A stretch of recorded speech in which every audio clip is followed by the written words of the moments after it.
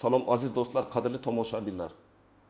Bugun siz bilan shunday muhim va dolzarb mavzu haqida gaplashamizki, bu shubhasiz har biringizga, ayniqsa hurmatli nafaqaxo'rlarimizga va ularning oila a'zolariga bevosita tegishli. Bilamanki, ko'pchiligingizni, ayniqsa yosh ulug'larimizni moddiy ta'minot masalalari, pensiya miqdorlari, ijtimoiy himoya kabi savollar doim o'ylantirib keladi. Har bir so'm hisob-kitob qilinadigan. Har bir yangilik umid beradigan davrda yashayapmiz. Ayniqsa nafaqaxo'rlarimizning hayoti, ularning ertangi kunga ishonchi biz uchun juda muhim. Shuning uchun ham bugungi xabarimni diqqat bilan tinglashingizni so'rayman. Bu oddiygina yangilik emas, balki hukumatimiz tomonidan qabul qilingan juda muhim qaror haqida so'z boradi. Bu qaror minglab, balki millionlab insonlarning hayotini yaxshi tomonga o'zgartirishi mumkin. Shuni ta'kidlashni istardimki, bugungi ma'lumotlar shunchaki shaxsiy fikrlarim emas, balki rasmiy hujjatlarga asoslangan, chuqur tahlil qilingan ma'lumotlardir. Agar siz hali ham kanalimizga obuna bo'lmagan bo'lsangiz, hoziroq buni amalga oshiring. Sababi, bunday dolzarb va foydali ma'lumotlarni doimiy ravishda yetkazib turamiz. Videoga like bosishni ham unutmang. Zero sizning qo'llab-quvvatlashingiz biz uchun juda muhim va bu video ko'proq insonga yetib borishiga yordam beradi. Har biringizning fikringiz biz uchun qadrli. Demak, boshladik. Qadrli do'stlar, uzoq yillar davomida pensiya tizimida bir qancha muammolar va murakkabliklar mavjud edi. Buni inkor etib bo'lmaydi. Pensiya miqdorlarini indeksatsiyalash, ya'ni inflyatsiyaga mos ravishda oshirish jarayonlari ba'zan sekin kechardi yoki kutilgan darajada bo'lmasdi. Natijada nafaqaxo'rlarimizning xarid qobiliyati tobora pasayib borardi. Ba'zi hollarda pensiya olish uchun hujjatlarni yig'ish, ularni tegishli idoralarga topshirish jarayonlari juda ko'p vaqt va asab talab qilardi. Qog'ozbozlik, navbatlar, tushunarsiz talablar odamlarimizni charchatardi. Shuningdek, ba'zi turdagi pensiyalarning hisob-kitobida eskirgan me'yorlar qo'llanilishi ham nafaqaxo'rlarimizning noroziligiga sabab bo'lardi. Masalan, ba'zi kasb egalari qishloq joylarda yashovchilar yoki uzoq yillar xizmat qilgan. Ammo maoshi past bo'lgan fuqarolarimiz adolatsizlikka duch kelganda his qilardi. Ular o'z mehnatiga yarasha munosib pensiya ola olmayotganliklaridan shikoyat qilishardi. Ayniqsa qishloq joylarda yashovchi, chekka hududlardan kelgan keksa yoshli fuqarolarimiz uchun har bir hujjat uchun shaharga qatnash yoki ma'lumot olishning o'zi ham jismoniy va moliyaviy jihatdan og'ir yuk bo'lardi. Bu esa o'z navbatida ularning hayot sifatiga salbiy ta'sir ko'rsatardi. Endi esa eng muhim qismiga o'tamiz. Hozirgina ayni shu daqiqalarda hukumatimiz tomonidan pensiya tizimida tub o'zgarishlarni nazarda tutuvchi juda muhim hujjat imzolandi. Bu hujjat xalqimizning, ayniqsa nafaqaxo'rlarimizning turmush sharoitini yaxshilashga qaratilgan uzoq muddatli strategiyaning bir qismi hisoblanadi. Asosiy o'zgarishlar nimadan iborat? Birinchidan, pensiya miqdorlari sezilarli darajada oshiriladi. Bu nafaqat minimal pensiyalar, balki barcha turdagi pensiyalarga tegishli. Ikkinchidan, pensiya tayinlash va qayta hisoblash jarayonlari soddalashtiriladi.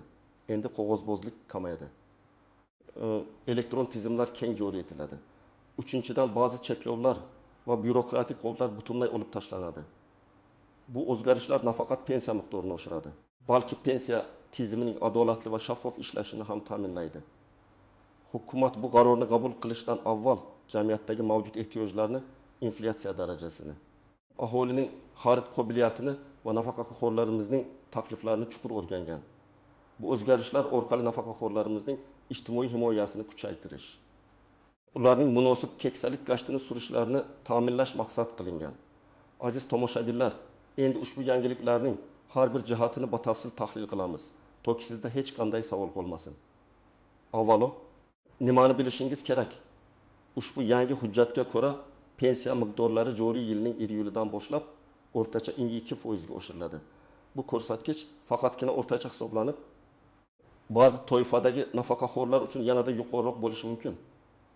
Masalan, eng kam pensiya oluvchilar uchun oshirish miqdori foiz hisobida eng katta bo'lishi kutilmoqda. Shuningdek, uzoq yillar mehnat stajiga ega bo'lganlar yoki nogironligi bo'lgan shaxslar uchun ham alohida qo'shimchalar nazarda tutilgan.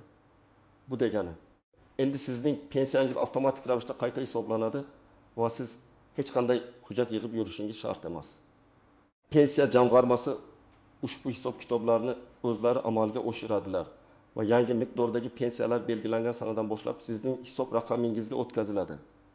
Kimlar xavotirlanishi kerak va kimlar xavotirlanmasligi kerak?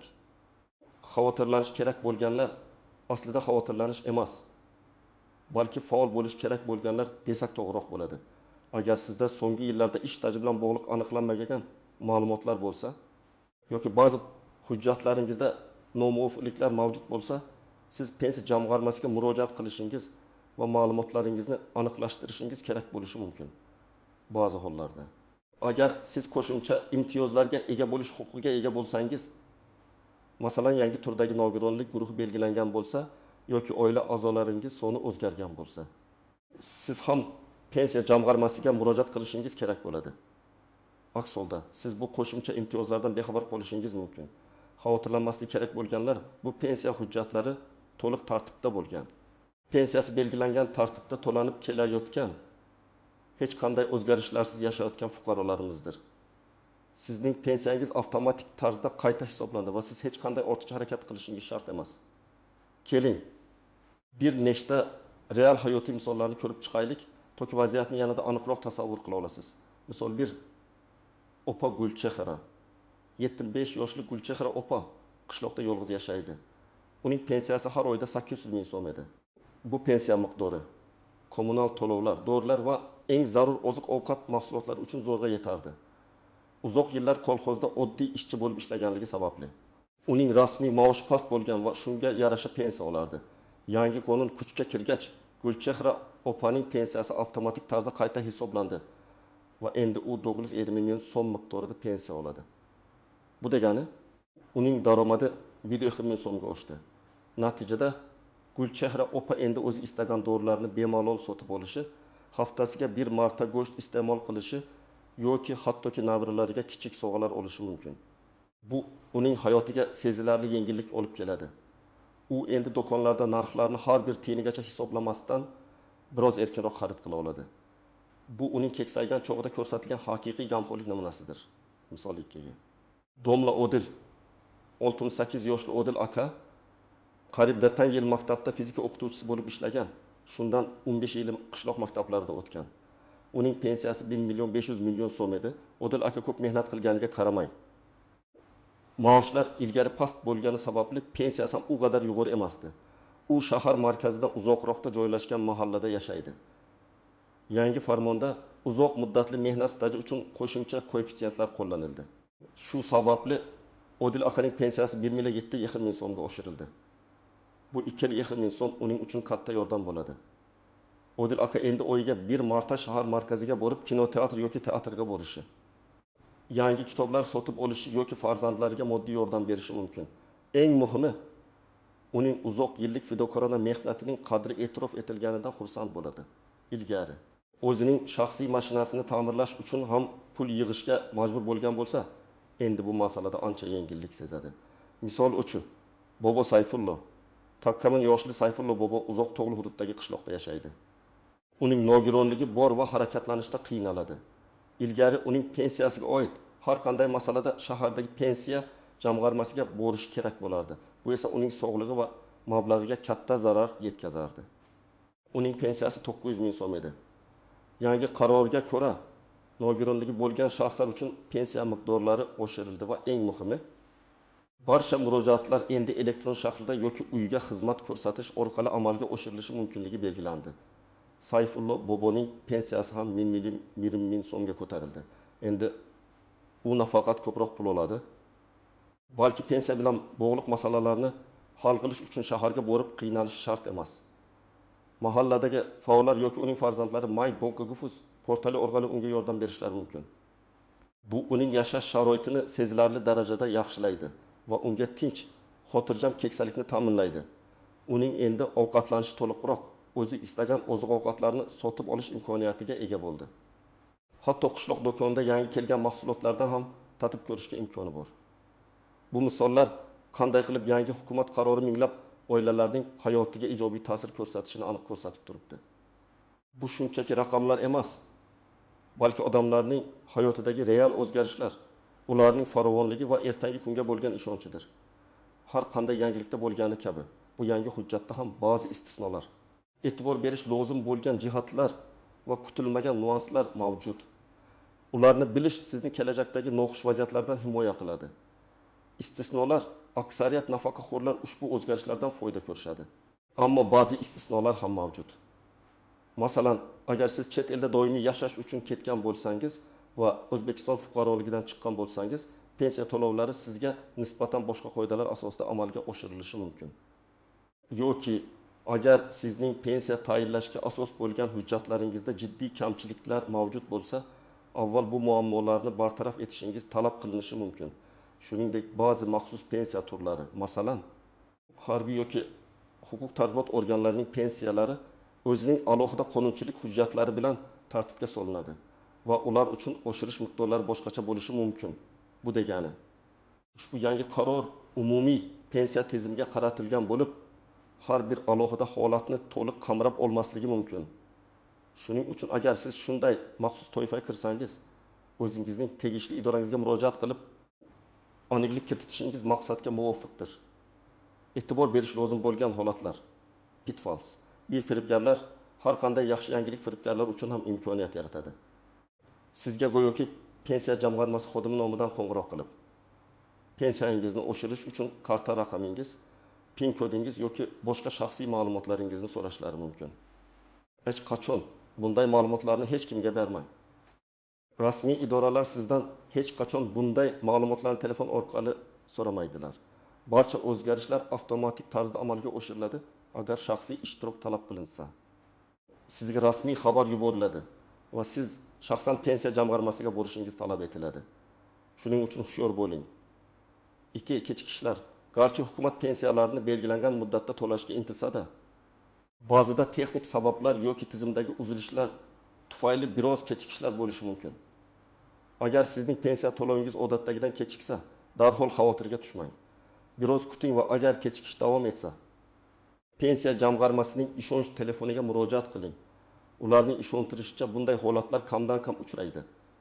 Ammo tayyor turish zarar qilmaydi. Noto'g'ri hisob-kitoblar. Inson omili tufayli ba'zida hisob-kitoblarda xatoliklar yuz berishi mumkin. Agar siz yangi pensiya miqdoringizni olgach, bu siz kutgan darajada emasligini his qilsangiz yoki sizning fikringizcha noto'g'ri hisoblangan bo'lsa, huquqingizni talab qiling. Pensiya jamg'armasiga yozma ariza bilan murojaat qiling va pensiyangizning qayta hisoblanishini so'rang. Bu sizning qonuniy haqqingiz. Hujjatlaringizni tartibda saqlang va imkon qadar pensiya varag'angizni tekshirib turing. Kutilmagan nuanslar. Boshqa imtiyozlarga ta'siri.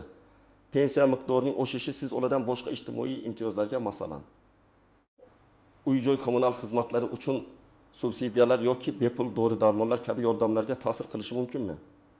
Ba'zi ijtimoiy yordam turlari fuqaroning umumiy daromadiga qarab belgilanadi. Agar sizning pensiya daromadingiz ma'lum bir chegaradan oshsa, bu boshqa imtiyozlarga ta'sir qilishi mumkin. Bu jihatni aniqlash uchun tegishli ijtimoiy himoya idorasiga murojaat qilishingiz lozim. Lekin umuman olganda, pensiya oshishi insonning umumiy farovonligini oshirishga qaratilgani sababli bu kabi salbiy ta'sirlar minimum darajada bo'lishi kerak. 2. Inflyatsiya va uzoq muddatli ta'sir. Hukumat pensiya miqdorini oshirib, inflyatsiya ta'sirini yumshatishga harakat qiladi. Biroq inflyatsiya bu doimiy jarayon. Shuning uchun bu oshirish qanchalik uzoq muddatda o'z ta'sirini saqlab qoladi. Bu yana boshqa bir savol. Lekin hozirgi vaziyatda bu juda katta yordamdir. Ekspertlar fikricha, bunday oshirishlar muntazam ravishda amalga oshirib turilishi kerak. Avtomatik qayta hisoblashning to'liqligi. Garchi ko'pchilik holatda avtomatik qayta hisoblash muammosi kechsa-da, ba'zida pensiya jamg'armasida sizning mehnat stajingiz yoki maoshingiz haqida to'liq yoki noto'g'ri ma'lumotlar bo'lishi mumkin. Ayniqsa, eski mehnat daftarchalarida yoki arxiv hujjatlarda ba'zi ma'lumotlar to'liq qayd etilmagan bo'lishi ehtimoli bor. Shuning uchun agar sizning mehnat faoliyatingizda shu kabi murakkabaliklar bo'lgan bo'lsa, pensiya jamg'armasiga shaxsan murojaat qilib, o'zingizning ma'lumotlaringiz to'g'ri kiritilganligiga ishonch hosil qilishingiz zarur. Bu sizning pensiyangizning maksimal darajada oshirilishini ta'minlash uchun muhimdir. Endi esa, aziz tomoshabinlar, sizdan aniq qadamlar talab qilinadigan qismga o'tamiz. Yuqorida aytib o'tganimdek, ko'pchilik holatlarda siz hech narsa qilishingiz shart emas. Pensiya jamg'armasi avtomatik ravishda qayta hisob-kitobni amalga oshiradi. Lekin agar sizda shubha bo'lsa yoki yuqorida aytib o'tilgan istisnolar yoki xavotirli holatlarga tushib qolgan bo'lsangiz, quyidagi amaliy tavsiyalarga quloq tuting. 1. Pensiya miqdorini tekshiring. Yangi pensiya miqdorlari e'lon qilingandan so'ng va hisobingizga tushgach, bankdan olingan ko'chirmani yoki mobil ilova orqali hisobingizni tekshiring. Agar siz pensiya kartasiga ega bo'lmasangiz, pochta aloqa bo'limi orqali pul o'tkazmalari qanday kelganini tekshirishingiz mumkin. Miqdor siz kutganidan kamroq bo'lsa yoki umuman o'zgarmagan bo'lsa, keyingi qadamga o'ting. Qayerga murojaat qilish kerak? Birinchi navbatda siz o'zingizning yashash joyingizdagi yoki pensiyangiz tayinlangan tuman, shahar pensiya jamg'armasi bo'limiga murojaat qilishingiz lozim. Siz shaxsan tashrif buyurishingiz yoki ularning ishonch telefoni orqali bog'lanishingiz mumkin. Pensiya jamg'armasining rasmiy veb-saytida PUZ barcha bo'limlarning manzillari va aloqa raqamlari mavjud. Shuningdek, MyTokov, UZ yagona interaktiv davlat xizmatlari portali orqali ham elektron murojaat yo'llashingiz mumkin. Bu ayniqsa uzoq joyda yashovchilar uchun juda qulay. Portalda pensiya tayinlash yoki pensiyani qayta hisoblash bo'limini toping. Agar birinchi murojaatdan natija bo'lmasa, yuqori turuvchi tashkilotlarga, ya'ni O'zbekiston Respublikasi Moliya vazirligi huzuridagi pensiya jamg'armasi respublika boshqarmasiga yoki xalq qabulxonalariga murojaat qilishingiz mumkin. Qanday hujjatlarni to'plash kerak? Asosiy hujjatlar: shaxsni tasdiqlovchi hujjat, pasport yoki ID karta, pensiya guvohnomasi, mehnat daftarchasi agar mavjud bo'lsa va unda aniqlanmagan staj bo'lsa, PIN-FL, jismoniy shaxsning shaxsiy identifikatsiya raqami hozirda ko'plab elektron xizmatlar uchun talab qilinadi. Qo'shimcha hujjatlar agar sizning holatingizga tegishli bo'lsa, maosh haqidagi ma'lumotnomalar, agar sizning ishingiz qaysidir davrda rasman qayd etilmagan bo'lsa yoki maosh miqdori bo'yicha bahsli vaziyatlar bo'lsa, o'zgartirilgan familiya, ism, ota ismini tasdiqlovchi hujjatlar, agar o'zgarishlar bo'lgan bo'lsa, nogironlik haqidagi guvohnoma, agar sizning nogironlik guruhingiz yaqinda o'zgargan bo'lsa yoki uni yangilagan bo'lsangiz, nikoh yoki ajralish guvohnomasi, agar oilaviy holatingiz o'zgargan va bu pensiya turiga ta'sir qilishi mumkin bo'lsa, qaramog'ingizda voyaga yetmagan bolalar yoki boshqa shaxslar borligi haqidagi ma'lumotnomalar, agar ushbu holat pensiyangiz miqdoriga ta'sir qilsa, bank rekvizitlari haqidagi ma'lumotnoma, agar siz pensiya olish uchun yangi hisob raqami ochgan bo'lsangiz yoki eski hisob raqamingiz bo'yicha ma'lumotlar yangilanishi kerak bo'lsa. 4. Qanday ariza yozish kerak? Ariza erkin shaklda yoziladi, lekin quyidagi ma'lumotlarni o'z ichiga olishi kerak. Kimdan? Sizning familiyangiz, ismingiz, ota ismingiz, yashash manzilingiz, telefon raqamingiz. Kimga? Pensiya jamg'armasi bo'limi boshlig'ining FISH bo'lim nomi. Arizaning nomi, pensiyani qayta hisoblash to'g'risida yoki pensiya miqdorini aniqlashtirish bo'yicha murojaat.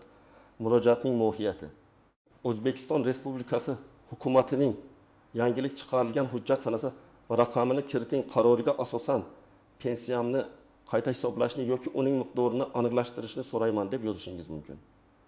Agar sizda aniq sabab, masalan, noto'g'risidagi hisob bo'lsa, uni ham ko'rsating. Arizaga ilova qilinayotgan hujjatlar ro'yxati, sana va imzo. Yozma ariza 2 nusxada tayyorlanishi kerak. Bir nusxasini pensiya jamg'armasi xodimiga topshirib, ikkinchi nusxasiga qabul qilinganligi haqidagi belgi, sana xodimning imzosi, shtamp qo'ydirib oling. Bu kelajakda yuzaga kelishi mumkin bo'lgan muammolarning oldini oladi. Agar elektron murojaat yo'llayotgan bo'lsangiz, MyDax.uz portalidagi shakllardan foydalaning va barcha talab qilinadigan maydonlarni to'g'ri to'ldiring. Murojaatingizning ro'yxatga olingani haqidagi xabarnomani saqlab qo'ying. Boshqa maslahatlar: sabrli bo'ling. Ba'zida jarayonlar biroz vaqt olishi mumkin. Ammo o'z huquqlaringizni himoya qilishdan charchamang. Ma'lumotli bo'ling. Pensiya jamg'armasining rasmiy veb-saytini yoki ishonch telefonini tez tekshirib turing. Yangiliklarni o'qishni kanda qilmang. Yordam so'rashdan uyalmang. Agar hujjatlarni to'plash yoki ariza yozishda qiyinchiliklarga duch kelsangiz, oila a'zolaringizdan, yaqinlaringizdan, mahallangizdagi faollardan yordam so'rang. Bugungi kunda ko'plab yoshlar elektron xizmatlardan foydalanishni yaxshi biladi. Ularning yordamidan foydalanishdan cho'chimang. Shaffoflikni talab qiling. Siz pensiya hisob kitobingizning har bir bosqichi haqida ma'lumot olishga haqlisiz.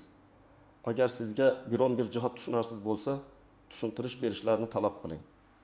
Bu amaliy qadamlar sizga yangi imkoniyatlardan to'liq foydalanishga yordam beradi va sizning hayotingizni yanada osonlashtiradi. Aziz do'stlar, bugun biz siz bilan hukumatimiz tomonidan imzolangan nafaqaxo'rlarimiz uchun juda muhim bo'lgan yangilikni batafsil muhokama qildik. Ushbu qaror pensiya miqdorlarining sezilarli darajada oshirilishini, pensiya tayinlash va qayta hisoblash jarayonlarining soddalashtirilishini va eng muhimi, nafaqaxo'rlarimizning ijtimoiy himoyasini kuchaytirishni nazarda tutadi. Bu shunchaki raqamlar emas, balki minglab oilalar hayotiga ijobiy ta'sir ko'rsatadigan, ularning ertangi kunga bo'lgan ishonchini mustahkamlaydigan real o'zgarishlardir. Biz Gulchehra opa, Odil aka va Sayfulla bobo misolida bu o'zgarishlar qanday konkret natijalar berishini ko'rib chiqdik. Shuningdek, e'tibor berish lozim bo'lgan istisnolar, firibgarlik holatlaridan ogohlantirishlar va boshqa muhim nuanslarni ham o'rgandik. Eng asosiysi, pensiyangizni qayta hisoblash yoki aniqlashtirish uchun qanday amaliy qadamlar qo'yish kerakligini, qayerga murojaat qilishni va qanday hujjatlar kerakligini birma-bir ko'rib chiqdik.